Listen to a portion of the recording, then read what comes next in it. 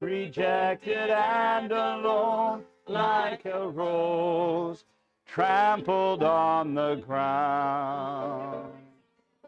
Took the fall and thought of me above all.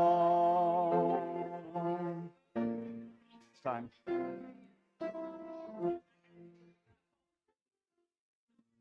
All right, let's go ahead and get started.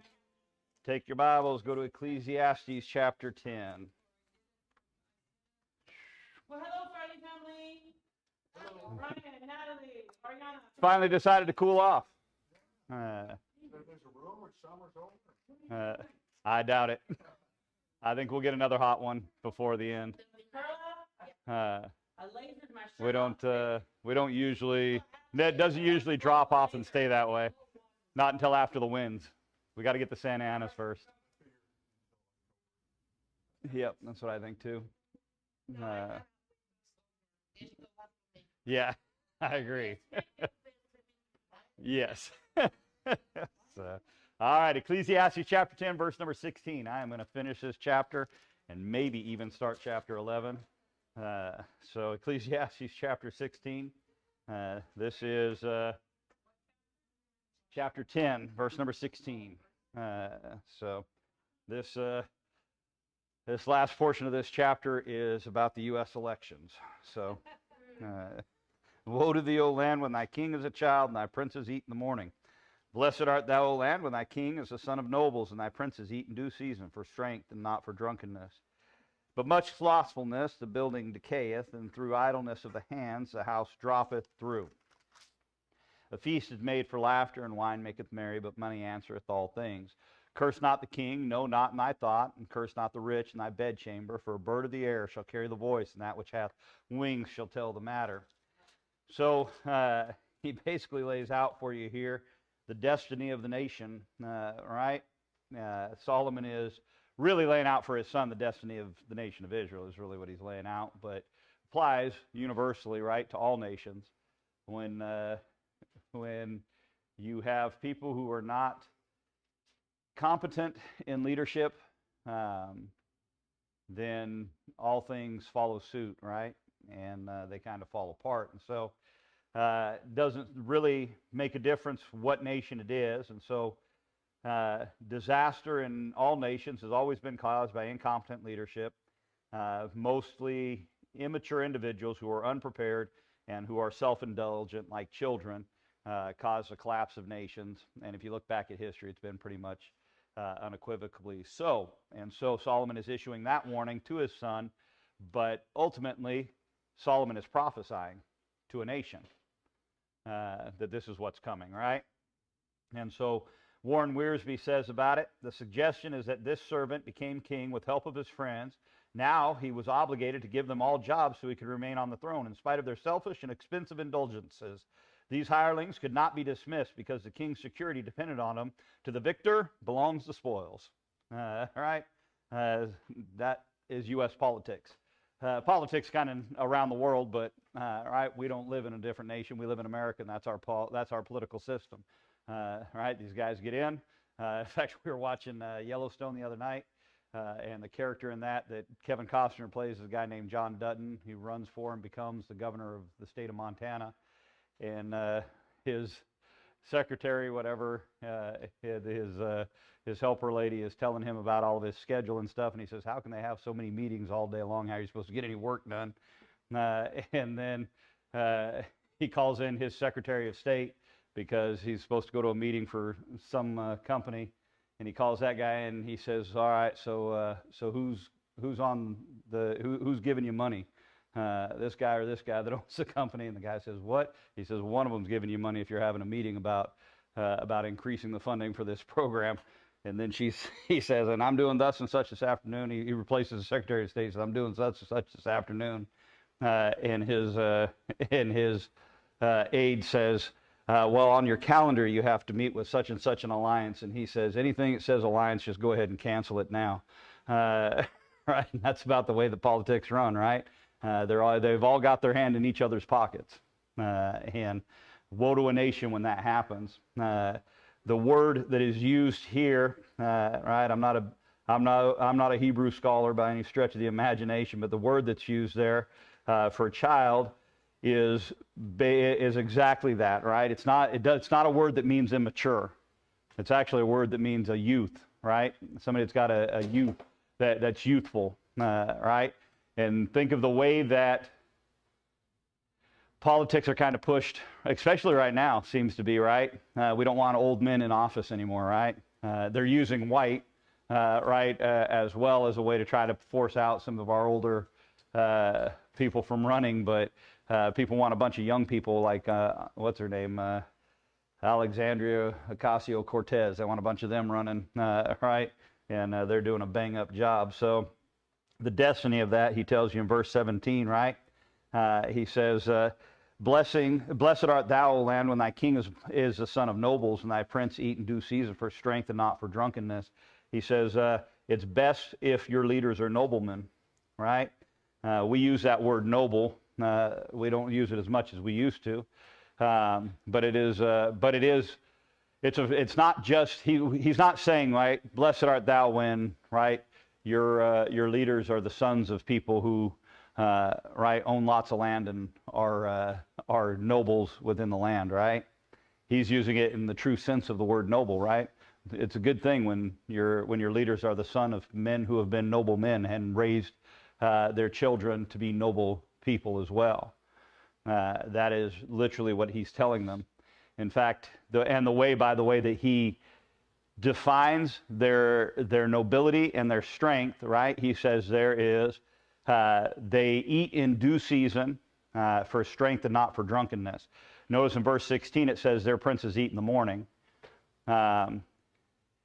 In the military, right, the commander, right, he doesn't eat until all the soldiers have eaten. Right? It's a part of leadership, right? That you don't eat until your men are fed. Right? You make sure that everybody else is taken care of before yourself. It's a sign of good leadership, and it's a sign of poor leadership when you're concerned about your own belly before you're concerned about the belly of another.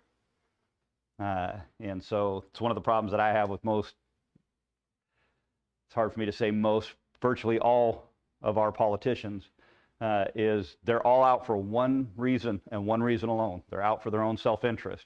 Even though some of their self-interest are good things for the rest of us, right? I'm for a guy who's out there, right, rallying on our side against abortion, but most of them, even that are rallying against abortion, they're not rallying against abortion because they think it's evil. They're rallying against abortion because it incites their base and gets their base to come out and vote. Right? And I'm not saying that they're not against abortion, but that is not the main cause that they're focused on. They're focused on getting people out to vote, see what they're doing about abortion, you know. And so it's not a positive thing. The cause of that downfall, he tells you, verse 18 and verse 19, because people who are the first to eat, right, people who are immature in their mindset, behavior is incompetent, right, they're also what? But much slothfulness, right? The building decayeth, and through idleness of hands the house droppeth through. Right? What happens? They're slothful. I don't know whether this is true or not, right? I just read somebody's post on the Nextdoor app about our city councilman, and they were asking, I saw one of our city councilmen, it looked like they had 2 aides, right? He said, I thought this was a part-time job. How can you afford to have 2 aides? Right? And listen, that's the problem, right? Like these jobs that we give our politicians, they were never meant, the jobs that we give our politicians were never meant to support them.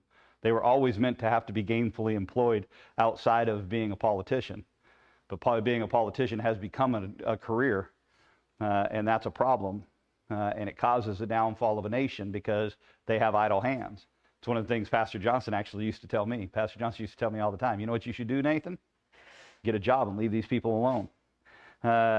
Right? And what he meant, right, was, well, he told me another time, he told me, remember this, the people sitting in the pew live at 1/7 the speed you live at. Right? You're always here. You're always thinking about how to grow the church. They're only here right? Some of them are only here on Sundays, right? Some of them are here a couple extra times, maybe a week, but in general, most of them are living 1 week at a time, and you're living every day, right, thinking about these things. And so, but most of our politicians are not living every day thinking about, right, how to better our nation. They're not working hard at this stuff. If you don't believe it, just watch some of the dumb Congress, right, on PBS, or the Senate House on PBS. Look at how many empty seats there are. Where are all those guys? Don't tell me they're in their office slaving away, because you and I both know they're not. Look at the number of times that they vote absent. All right, we elected Barack Obama. Guy never voted on anything. Right, he was absent from almost every single thing that he was supposed to vote on. Right, and so they're slothful, lazy individuals, right? And he says that's the cause of it. They're lazy, idle people, and they are only engaged in their own self-indulgent, right, pursuits. Politicians are, right, they're busy. They show up to the meetings that matter to them, but they don't show up to the meetings that matter to you, and they don't show up to the meetings that matter to the nation, right? It's a problem, right? And so they're constantly indulging in excess, right? Pork barrel spending, all that kind of fun stuff. It was one of the things that I found funny about the movie that they made about the life of Abraham Lincoln, where they were trying to praise Abraham Lincoln, but Abraham Lincoln's going around and promising all of these people, hey, look, if you will vote against this, then I'll give you this, and I'll give you this money, and I'll give you that money. Right? And I thought, man, Abraham Lincoln's the one that invented pork barrel spending. By the look of it, I don't know whether that movie was accurate to the history of it or not. I don't know enough about the history surrounding that period of time to know, but if it's true, he's virtually the inventor of pork barrel spending, right? But we have a government that's bloated, and it's not just our government. It's the eventual outcome of all governments. That's the way that government goes, and the reason that things go that way is because human beings are the ones that are in charge, and human beings are flawed, and right. So eventually, all things right start good and end bad, and something is birthed out of that is recreated, right, and is good again, and eventually becomes right, degrades and becomes bad again, right. That's right. And so it's always the exact same cycle. It's one of the reasons that most psychologists will tell you, right, that you need left and right within any society or culture. You need the people on the right to keep things organized. You need the people on the left to keep things from becoming too stringent, right? Because if they become too ordered, then you have virtually the Gestapo, right? You don't step out of line, or right, you'll get whacked in the head. You need the people on the left to be creative and continue to reach out and expand and that kind of thing. And so, anyways, the warning, right? He gives, though, in the passage, which is interesting to me, after having told them these things, right? A feast is made for laughter, wine maketh merry, but money answereth all things. He tells you in verse 19 there, right? He says, money solves everything, which is a really interesting, that's a really interesting thing, right? Money solves all things, he says, right? Money answers everything. The answer to everything is money, right? And isn't that what people have been saying forever, right? All you got to do is what? Follow the money, right? You want to know why somebody voted the way they voted? Just follow the money. I said that when the whole thing with COVID started, right? You want to know why all this is going on? Just follow the money. You'll find out real quick, right? And if you don't think that politicians were bought and paid for, right, by these pharmaceutical companies that were making billions, man, you are out of your mind. Anyways, so verse number 20 there, right? He says, curse not the king, know not in thy thought, and curse not the rich in thy bedchamber, for a bird of the air shall carry the voice, and that which hath wings shall tell the matter. He says, all of this may be true, and these leaders may be awful, but be careful what you say about them, because you don't want them to find out you're saying it, right? Sometimes we get the idea, right, that the Bible, this is the wisest man on the face of the planet talking, right? You know what he tells you? Be careful what you say and in whose company you say it, right? Even when you think it's super secret, all right?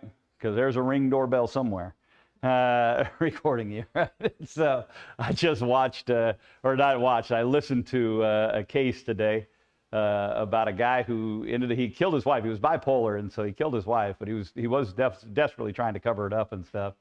And so the cops, like, she had cameras all over her house because there had been problems with the two of them, and so she had cameras all over the house.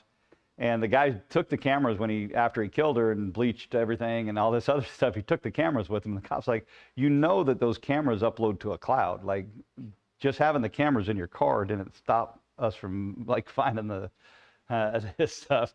And his defense in the whole thing was, you didn't actually see me on camera killing her.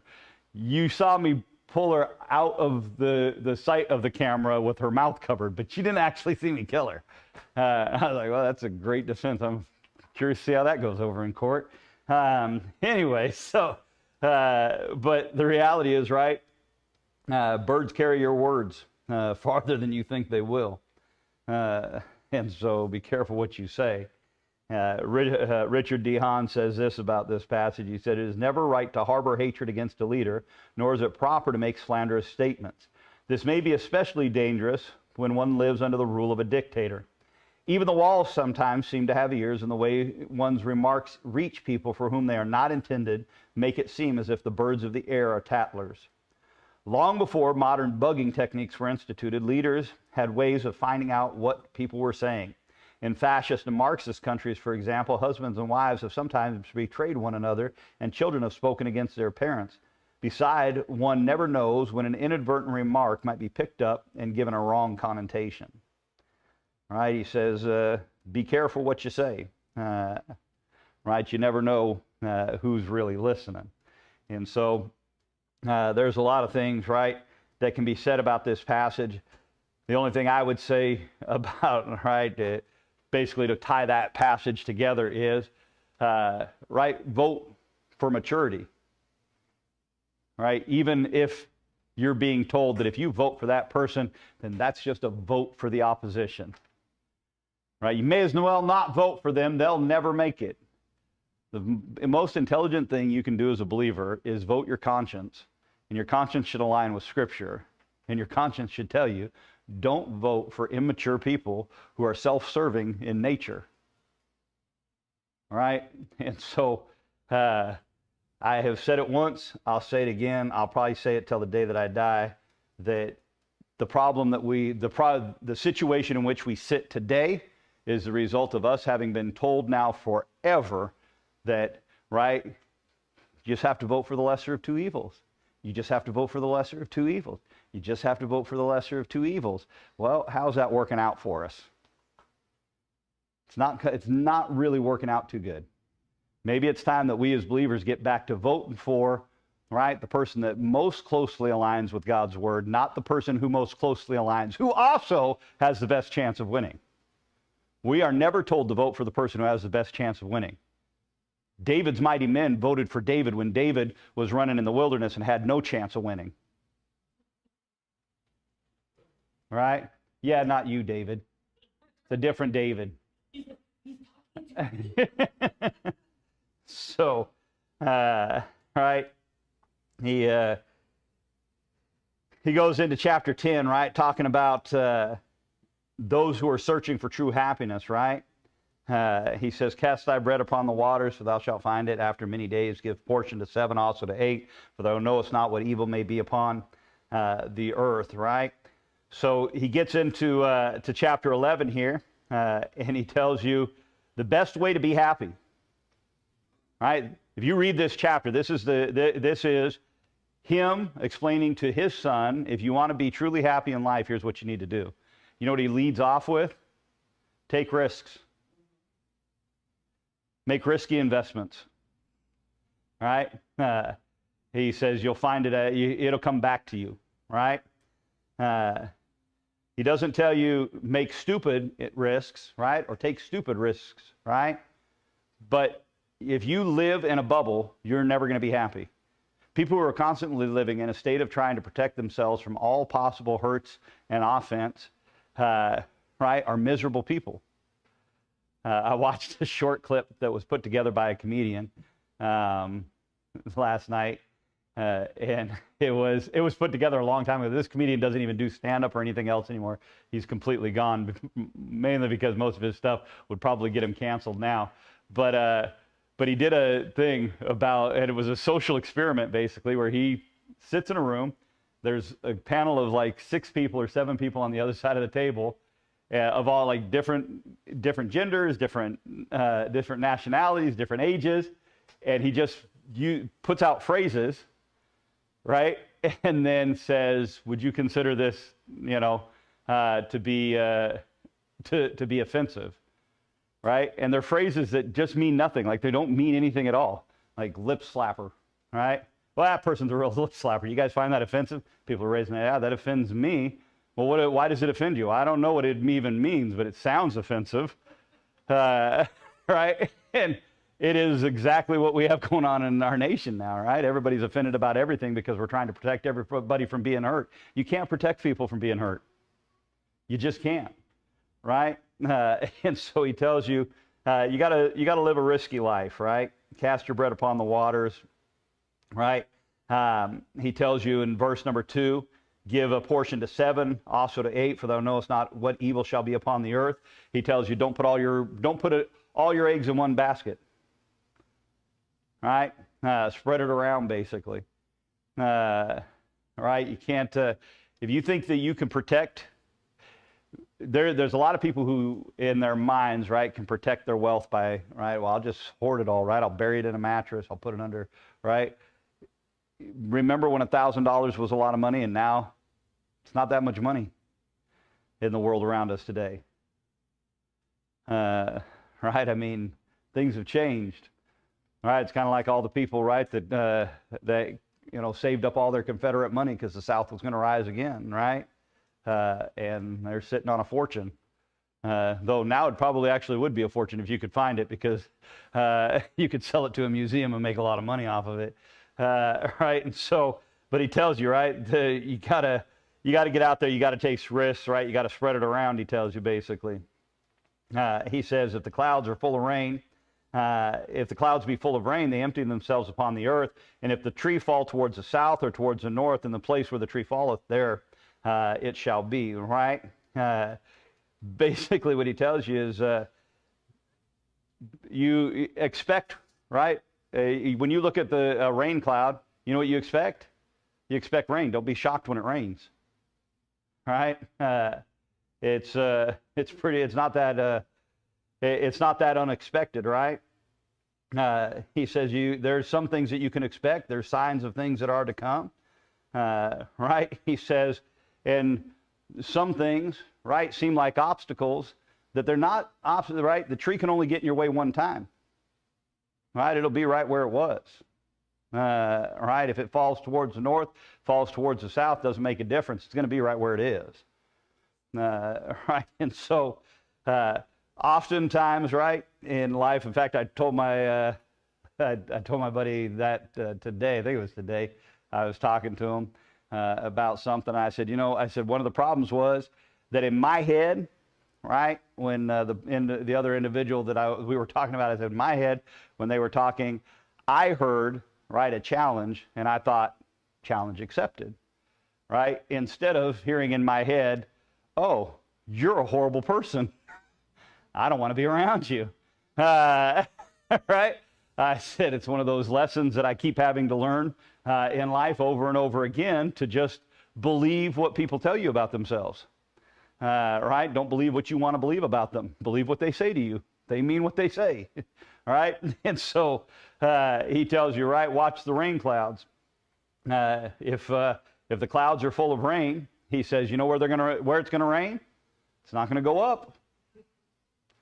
Right? You know exactly where it's going. It's going down, right? It's going to rain on the earth, right? You can't decide where the tree is going to fall,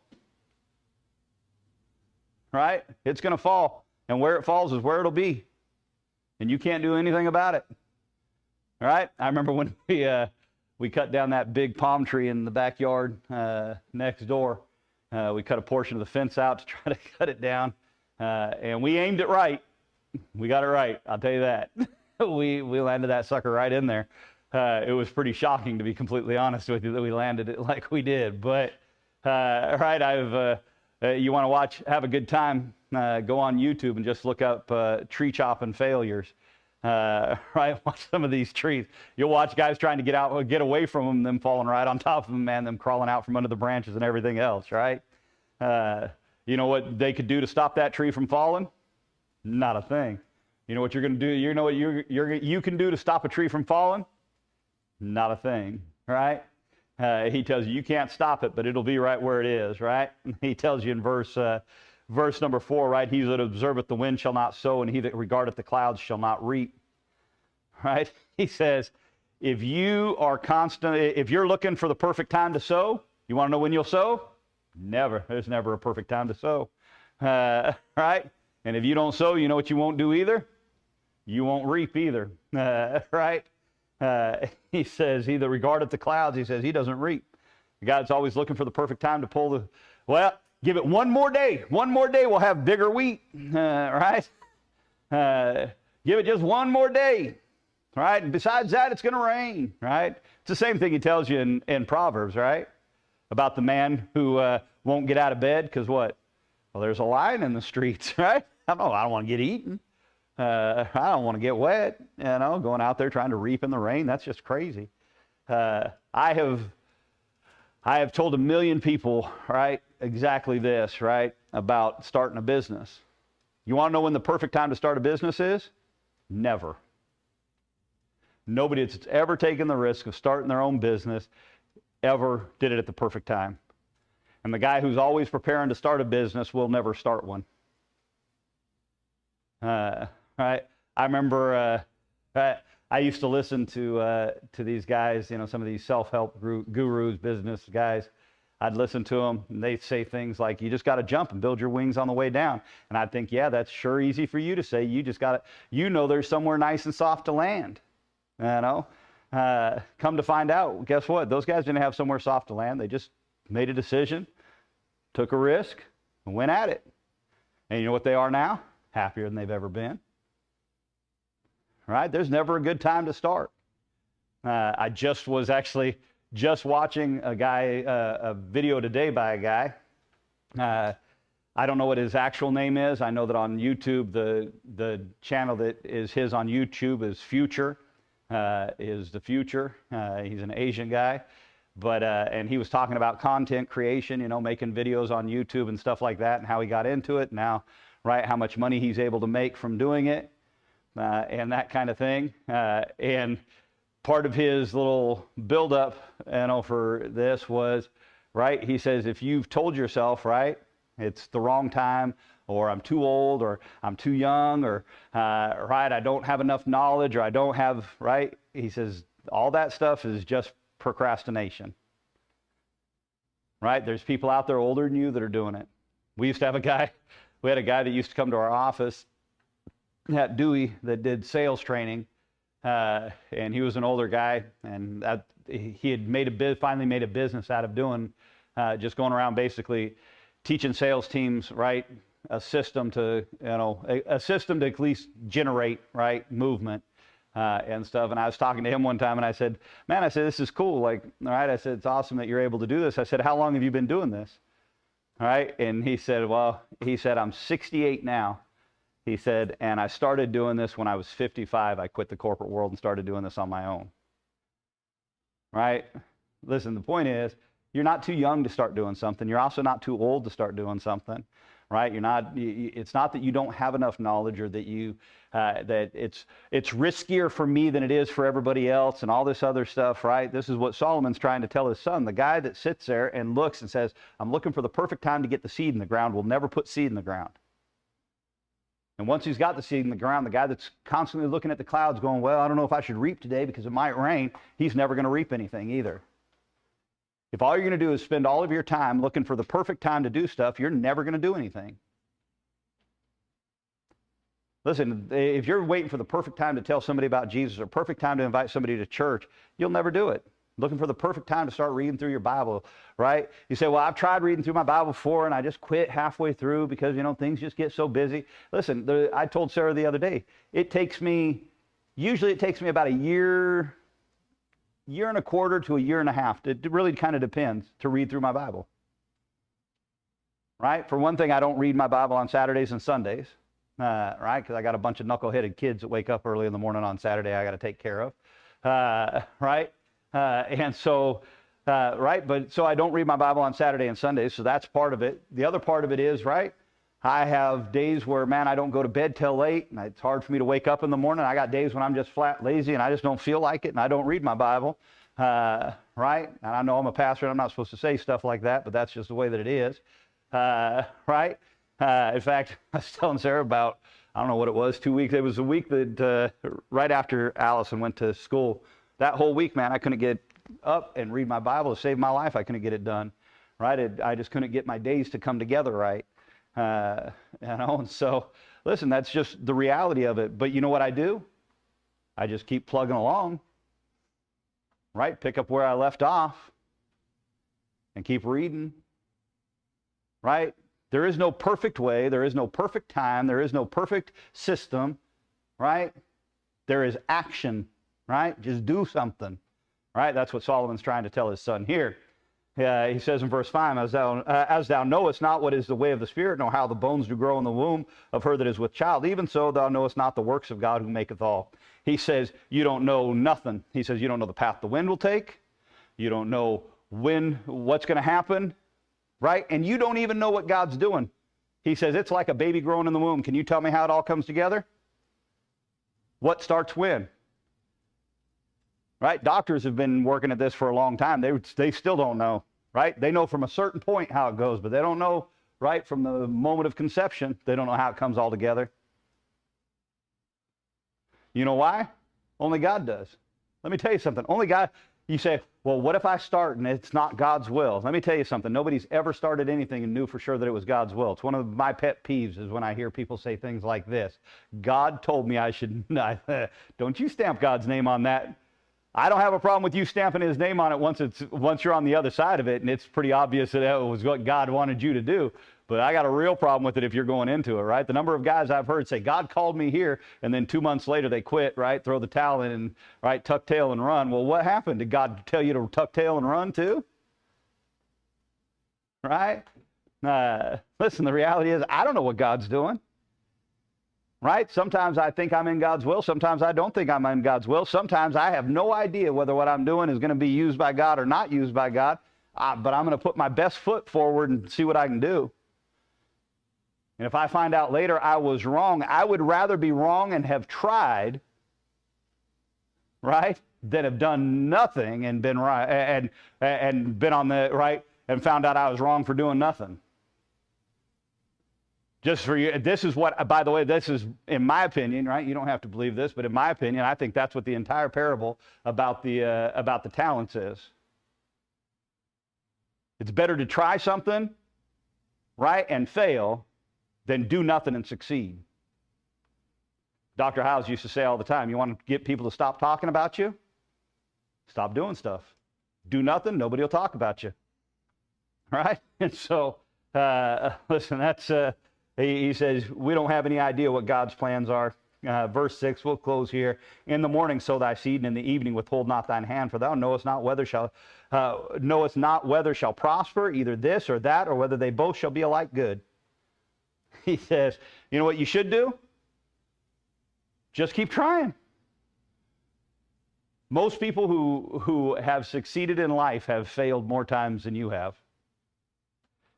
And you say, but how can they're so successful? Yep, and they've had 100 failures to go with that success. All right? You know how many things Edison went through before he had the light bulb? I mean, think about it. You know how many failures Elon Musk has had before he got to Tesla to go? Listen, you're going to fail at more things. Fail at doing things for God.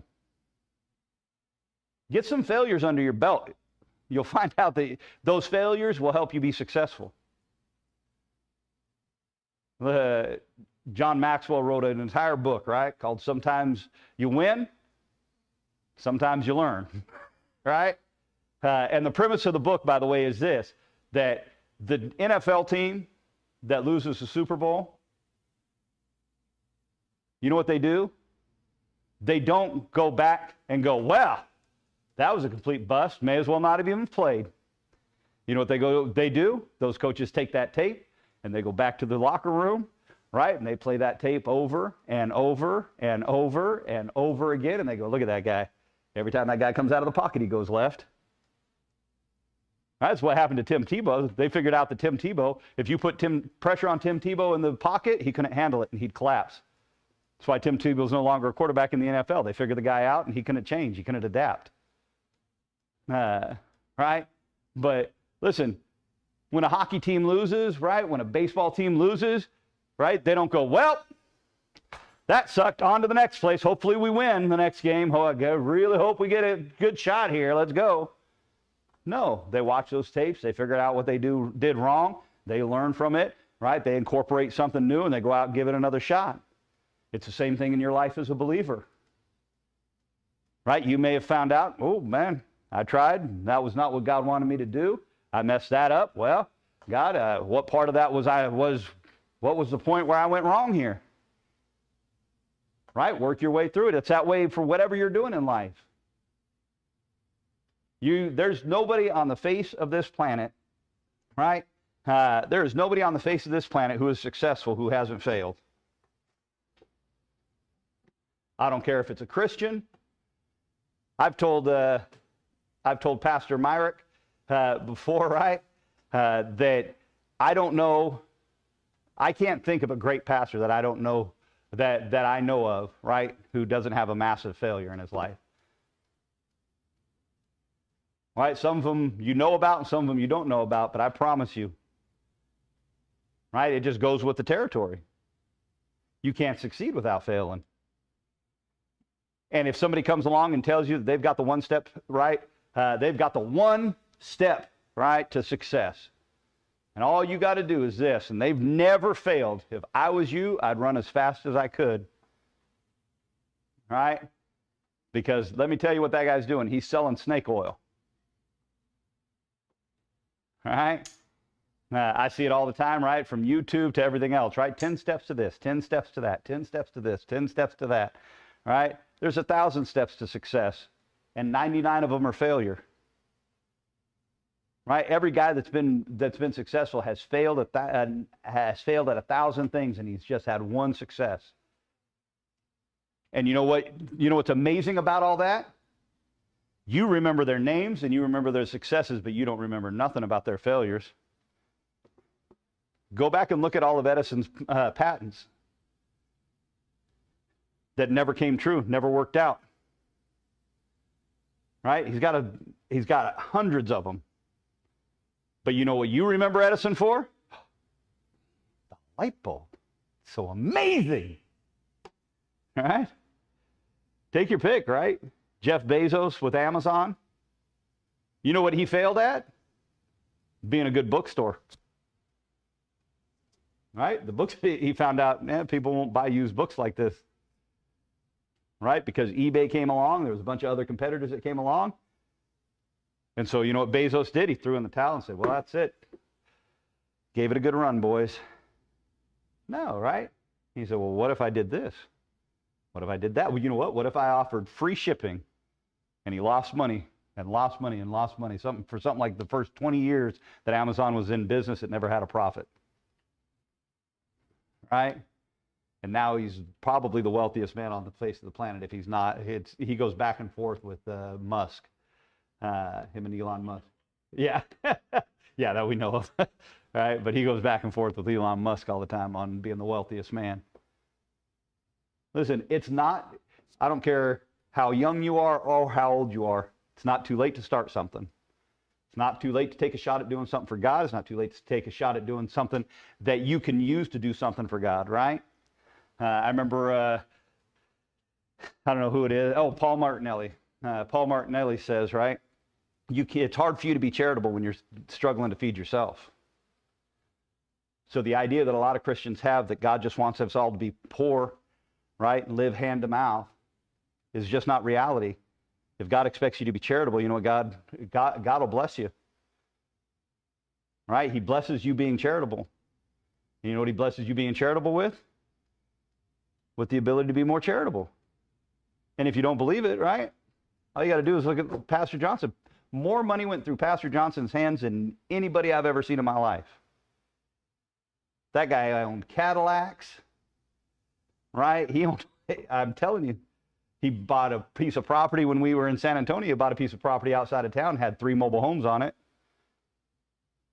right? Just saying, God blessed him. And you know why? Because he was a charitable individual, right? He kept giving, right? But in order to give, you know what God had to do? God had to give him so that he could give.